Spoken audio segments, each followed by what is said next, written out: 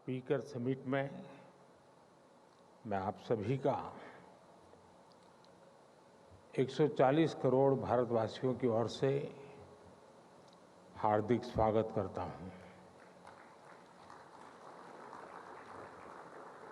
ये समिट एक प्रकार से दुनिया भर की अलग अलग पार्लियामेंट्री प्रैक्टिसेस का महाकुंभ है। आप सभी डेलीगेट्स अलग अलग पार्लियामेंट्स की कार्यशैली के अनुभवी हैं। आपका इतने समृद्ध लोकतांत्रिक अनुभवों के साथ भारत आना हम सभी के लिए बहुत सुखद है। फ्रेंड्स, भारत में ये फेस्टिव सीजन होता है। इन दिनों भारत भर में बहुत सारी फेस्टिव एक्टिविटी चलती रहती है, लेकिन G20 ने इस बार फेस्टिव सीजन के उत्साह को पूरे साल भर बनाए रखा है। हमने पूरे साल G20 के डेलीगेट्स को भारत के अलग अलग शहरों में होस्ट किया। इससे उन शहरों में फेस्टिविटी का माहौल बना रहा। इसके बाद भारत ने मून पर लैंड किया। इसने पूरे देश में सेलिब्रेशन को और बढ़ा दिया। फिर हमने यहाँ दिल्ली में ही एक सफल G20 समिट को होस्ट किया और अब यहाँ ये P20 समिट हो रही है। किसी भी देश की सबसे बड़ी ताकत उसके लोग होते हैं, उसके लोगों की इच्छा शक्ति होती है। ये समिट आज लोगों की इस ताकत को भी सेलिब्रेट करने का माध्यम बनी है। साथियों, P20 समिट उस भारत भूमि पर हो रही है जो मदर ऑफ डेमोक्रेसी है,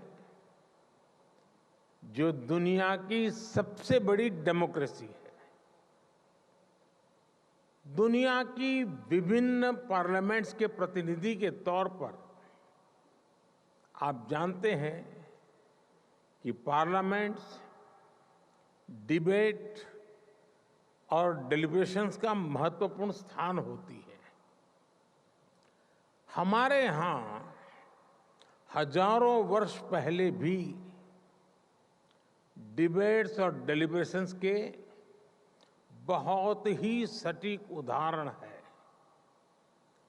हमारे करीब 5000 साल से भी पुराने ग्रंथों में, हमारे वेदों में सभाओं और समितियों की बात कही गई है। इनमें एक साथ आकर समाज के हित में सामूहिक निर्णय लिए जाते थे। हमारे सबसे पुराने वेद ऋग्वेद में भी कहा गया है, संगच्छध्वम संवदध्वम सम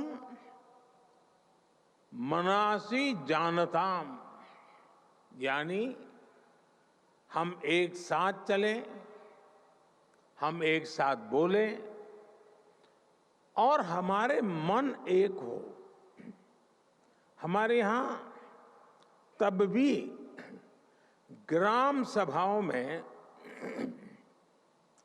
डिबेट के माध्यम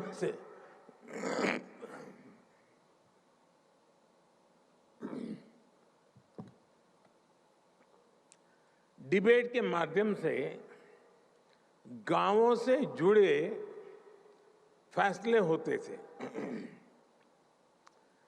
ग्रीक दूत मैगस्थनीज ने भी भारत में जब इस तरह की व्यवस्था को देखा था तो वो हैरान हो गए थे। उन्होंने भारत के विभिन्न राज्यों के इस सिस्टम पर विस्तार से लिखा है। आप ये जानकर भी हैरान रह जाएंगे कि हमारे यहां तमिलनाडु में 9th सेंचुरी का एक शिलालेख है। इसमें विलेज लेजिस्लेटिव्स के रूल्स और कोड्स का उल्लेख है। और आपके लिए ये जानना भी बहुत दिलचस्प होगा कि 1200 साल पुराने उस शिलालेख पर यहां तक लिखा हुआ है कि किस मेंबर को किस कारण से किस परिस्थितियों में डिस्क्वालीफाई किया जा सकता है। ये 1200 साल पहले की बात मैं कर रहा हूं। मैं आपको अनुभव मंटपा के बारे में भी बताना चाहता हूं। मैग्ना कार्टा से भी पहले 12वीं शताब्दी में हमारे यहां अनुभव मंटपा की परंपरा रही है। इसमें भी डिबेट और डिस्कशन को एनकरेज किया जाता था।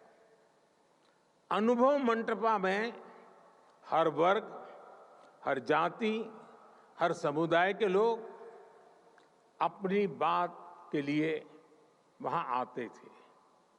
जगतगुरु बसवेश्वरा की ये देन आज भी भारत को गौरवान्वित करती है। 5000 साल पुराने वेदों से लेकर आज तक की ये यात्रा संसदीय परंपराओं का ये विकास सिर्फ हमारी ही नहीं बल्कि